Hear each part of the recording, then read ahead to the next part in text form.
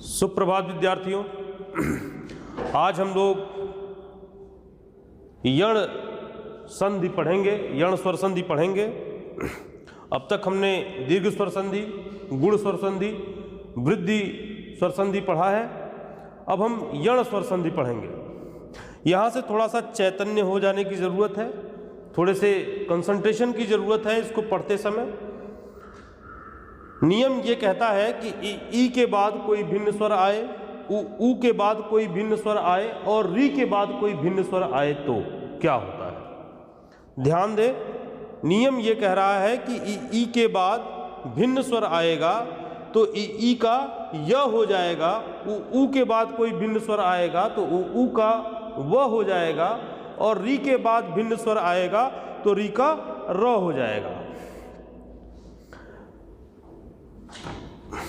नियम ये कह रहा है कि ई के बाद जब कोई भिन्न स्वर आए तो भिन्न स्वर से तात्पर्य क्या है कि इन दोनों को छोड़कर ई के बाद ई को छोड़कर बचे हुए 11 स्वर कुल होते हैं। 11 स्वर में से 2 स्वर यहां पे आ गया है, बचे कितने? 9।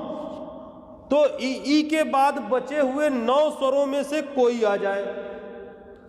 ऊ के बाद फिर 11 में से 2 निकल गया, ऊ और ऊ, तो बचे हुए 9 स्वरों में से कोई आ जाए। और री के बाद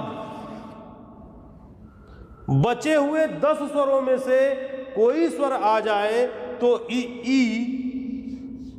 य में परिवर्तित होगा, ऊ व में परिवर्तित होगा और री र में परिवर्तित होगा। ध्यान देने की जरूरत यह है कि अब तक हम 2 वर्णों को जोड़ रहे थे। जैसे विद्यालय में विद्या का आ और आलय का आ मिला करके जोड़ दे रहे थे, यहां पर जोड़ना नहीं है। यहां पर एक की वजह से दूसरे में परिवर्तन हो जाएगा। उदाहरण से इसको एक बार समझने की कोशिश करते हैं, लेकिन पहले नियम को एक बार फिर से ध्यान से देखते हैं। नियम हमारा ये कह रहा है कि ई के बाद कोई भिन्न स्वर आएगा तो ई जब भी कोई भिन्न स्वर आ गया, मान लीजिए ई के बाद ऊ ही आ गया, तो ई और ऊ मिलेंगे नहीं, ई में परिवर्तन हो जाएगा और ई जो है वो य में बदल जाएगा। उसी तरह से ऊ के बाद अगर आ गया, ओ आ गया, औ आ गया, तो ऊ किस में परिवर्तित हो जाएगा? ऊ जो है वो में परिवर्तित हो जाएगा। उसी तरह री के बाद ई आ गया, ऊ आ गया, अ आ गया, आ आ गया, री, तो री जो है री का परिवर्तन र में हो जाएगा। उदाहरण से इसको समझने का प्रयास करते हैं। उदाहरण है अति धन अल्प। उदाहरण है अति धन अल्प। अब हम यहां देख रहे हैं कि त में छोटी ई है, त में जो है वो छोटी ई है।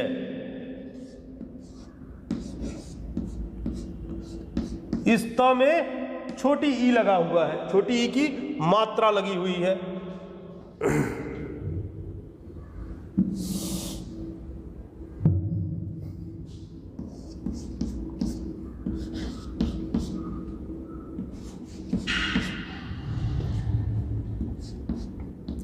यहां पे ई के बाद भिन्न स्वर कौन सा आया? ई के बाद नियम यह था कि ई या ई के बाद जब कोई भिन्न स्वर आएगा तो ई का परिवर्तन य में हो जाएगा, ये परिवर्तित होकर के य बन जाएगा। तो ई के बाद भिन्न स्वर आया अ, तो परिवर्तन किस में होगा? ई में परिवर्तन होगा और ई परिवर्तित होकर के क्या हो जाएगा? य। शब्द क्या बना? पूरे पद को उतारते हैं चूंकि त से हमने ई निकाल दिया था, इसलिए त यहां पे आधा रहेगा। य और फिर अल्प। अब ये जो है आ जाएगा य में। य क्या हो गया? पूरा आधा और ल, आधा ल और प को मिला देंगे, त को यहां लगा देंगे, संयुक्त करते हुए शब्द बना अत्यल्प। अगला उदाहरण देखते हैं, इति धन आदि।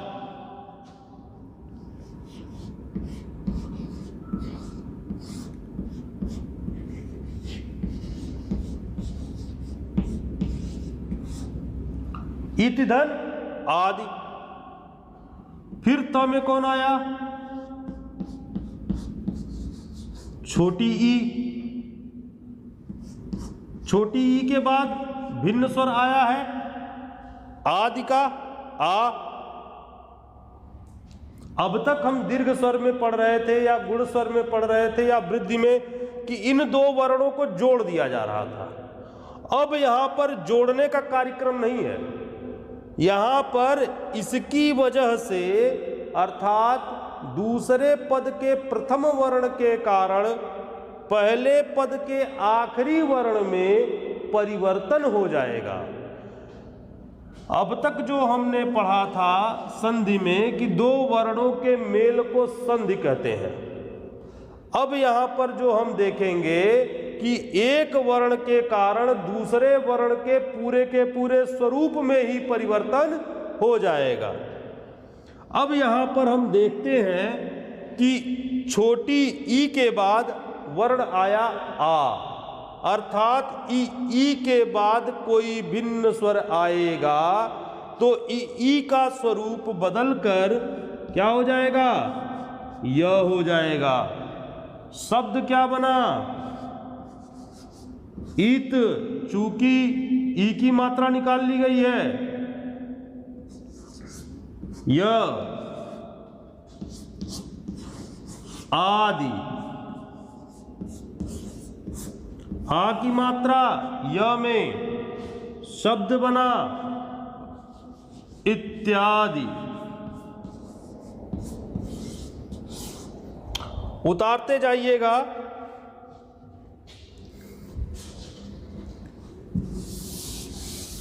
अगला उदाहरण देखते हैं,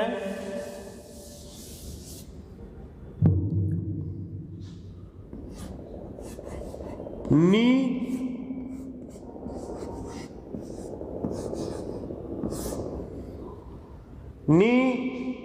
धन ऊन। न से ई को निकाल लेंगे और ई के बाद भिन्न स्वर आया ऊ, तो इसके स्वरूप में परिवर्तन हो जाएगा य। शब्द क्या बनेगा? ऊन को उतारेंगे, ऊ की मात्रा लगाएंगे, हो जाएगा यू न, और ये जो न है इसको ले आकर के यहां पर संयुक्त कर देंगे। शब्द बना न्यून। देवी धन अर्थ। एक दूसरा उदाहरण लेते हैं, देवी धन अर्थ।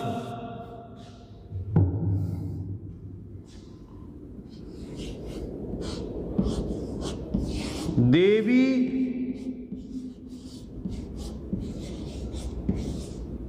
धन अर्थ। यहां पर व पर बड़ी ई की मात्रा लगी है, व पर बड़ी ई की मात्रा लगी है, और बड़ी ई के बाद भिन्न स्वर कौन सा आया? अ। ई के बाद भिन्न स्वर अ आया। अब ई का परिवर्तन नियमानुसार य में हो जाएगा। क्योंकि ई के बाद भिन्न स्वर कोई भी आएगा तो ई का स्वरूप बदलकर य हो जाएगा। पूरे के पूरे पद को उतारते हैं।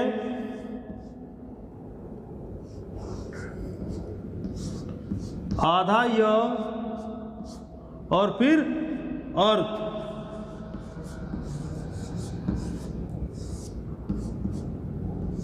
अ को मिला दिया य में, शब्द बना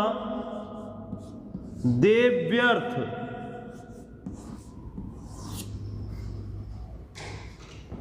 अब देखते हैं उ के बाद जब कोई भिन्न स्वर आए तो उ का परिवर्तन व में किस तरह होता है। दूसरा, इस नियम का जो दूसरा हिस्सा है वो ये कह रहा है कि उ के बाद कोई भिन्न स्वर आए तो उ के बाद कोई भिन्न स्वर आए तो उ का परिवर्तन व में हो जाएगा। ये सु लिखा है, सु से हम उ को निकाल लेते हैं और इसके बाद देखते हैं कि उ के बाद कौन सा भिन्न स्वर आया है। हमने लिखा सूधन अल्प। सूधन अल्प में हमने देखा कि सु से हमने उ को, स से उ को अलग कर दिया और यहाँ देख रहे हैं कि उ के बाद अ लिखा हुआ है।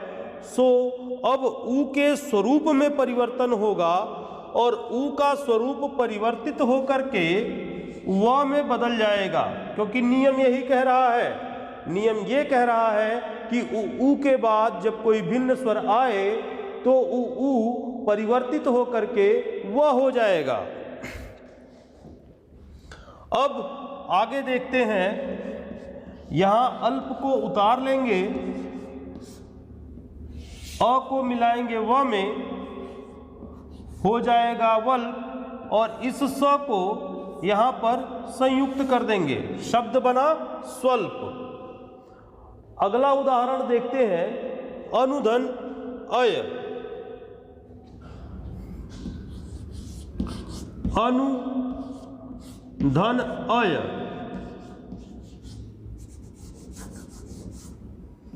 अनुधन अय, न में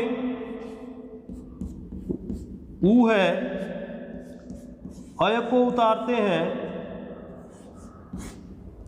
उ के बाद भिन्न स्वर आया अ, उ जो है व में परिवर्तित हो गया, उ जो है व में परिवर्तित हो गया, और फिर अय को उतार लेंगे, ये अ व के साथ मिल जाएगा, और ये जो अन है इसको भी उतार लेंगे। न से चूंकि उ हमने निकाल दिया था इसलिए न में हलंत लग गया है। अब व और य, अ जो है व में जाके मिल जाएगा।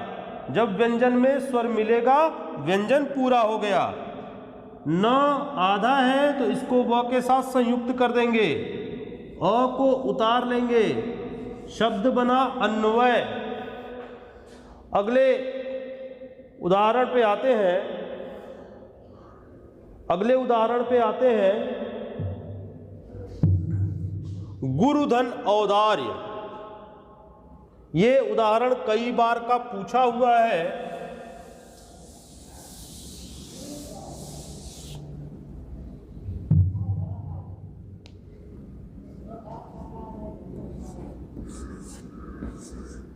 गुरु धन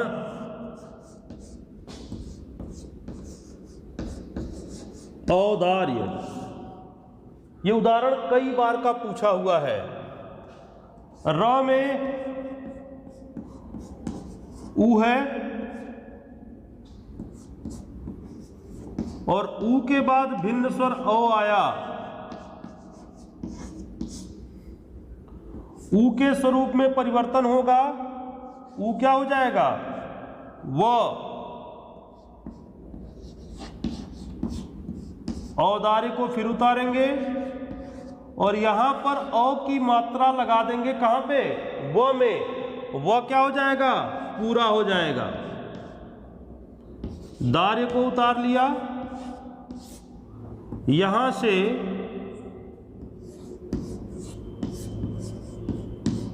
गुर को देखेंगे,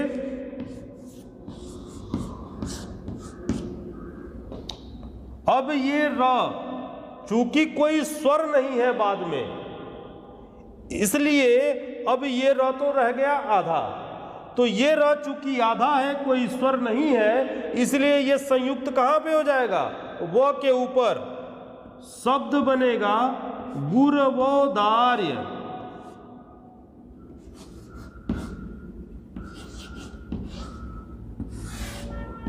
यहां पे ये र जो है इस रेफ के रूप में आ गया और शब्द बना गुरवोदार्य।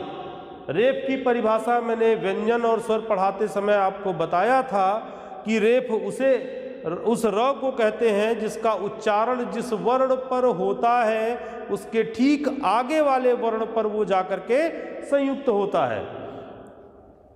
एक और बहुत बढ़िया उदाहरण है, देखने का प्रयास करते हैं, यह भी परीक्षा में कई बार पूछा हुआ है। मधु धन अरि, मधु धन अरि, ऊ ध में ऊ छिपा है,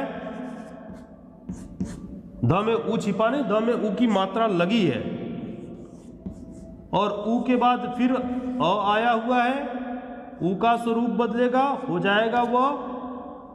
पूरे पद को उतारते हैं,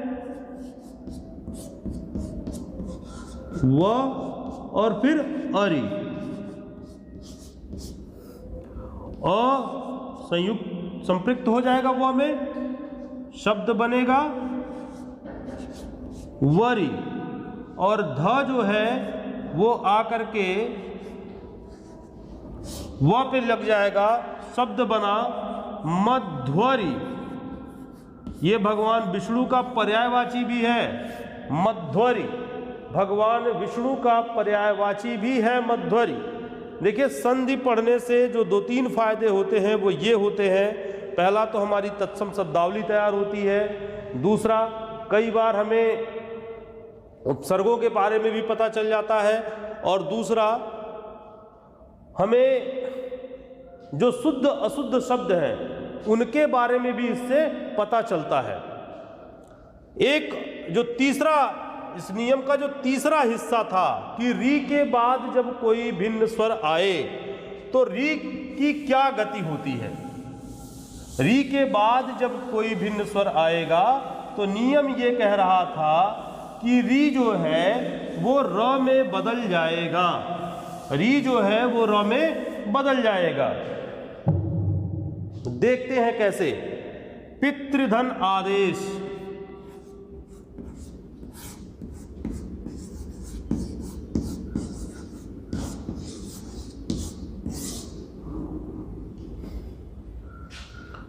पितृधन आदेश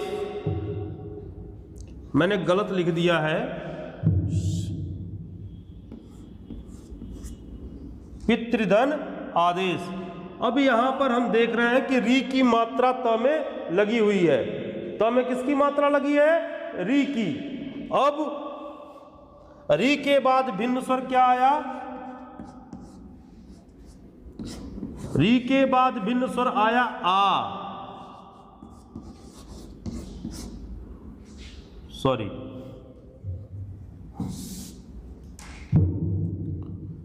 त में मात्रा लगी है री की और री के बाद भिन्न स्वर आया आ, तो री किस में परिवर्तित होगा? री परिवर्तित हो जाएगा र में, री परिवर्तित हो जाएगा र में। अब पूरे पद को उतारते हैं। तो आधा है चूंकि इसमें से री की मात्रा निकाल ली गई है। उसके बाद र भी आधा है, उसके बाद आदेश। अब इन तीनों को क्या करेंगे? मिला देंगे। हम जैसा कि जानते हैं संयुक्त व्यंजन पढ़ते समय हमने पढ़ा था कि त और र को मिला करके त्र का निर्माण होता है। तो शब्द बनेगा यहाँ पर त्रा, चूंकि आ की मात्रा लग गई है। अब अक्षर बना त्रा और शब्द बनेगा पित्रा, और यहां से देश को उतार लेंगे पित्रादेश।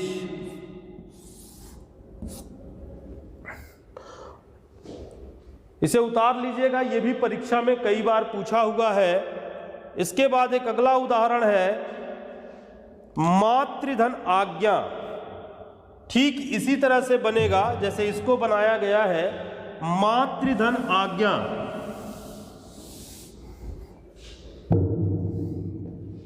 ये आखिरी उदाहरण इस संधि का, मातृधन आज्ञा।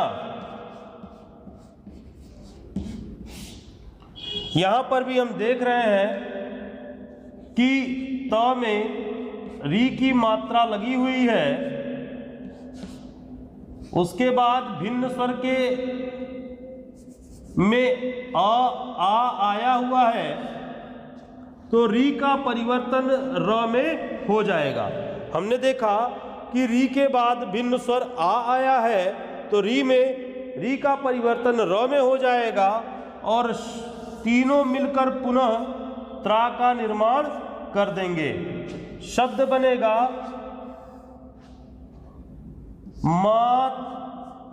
मात्राज्ञा। ये वीडियो आपको कैसा लगा, ये संधि आपको कैसा पढ़ाया गया, ये ज़रूर बताइएगा। एक निवेदन है कि वीडियो को ज़्यादा से ज़्यादा शेयर कीजिए, ज़्यादा से ज़्यादा सब्सक्राइबर हो इस वीडियो के। ये प्रार्थना है आपसे, ये निवेदन है आपसे, क्योंकि जितने ही ज़्यादा सब्सक्राइबर होंगे वीडियो उतने लोगों तक पहुंचेगा, उतने लोगों की मदद हो पाएगी, उतने लोग पढ़ पाएंगे। कैसा पढ़ाया जा रहा है, कैसी सामग्री आपको मिल रही है, ये ज़रूर बताइए। कमेंट सेक्शन में जाकर के कमेंट कीजिए कैसी सामग्री आपको मिल रही है, परीक्षा के दृष्टिकोण से में ये सामग्री कितनी मददगार है, ये ज़रूर बताइए। धन्यवाद।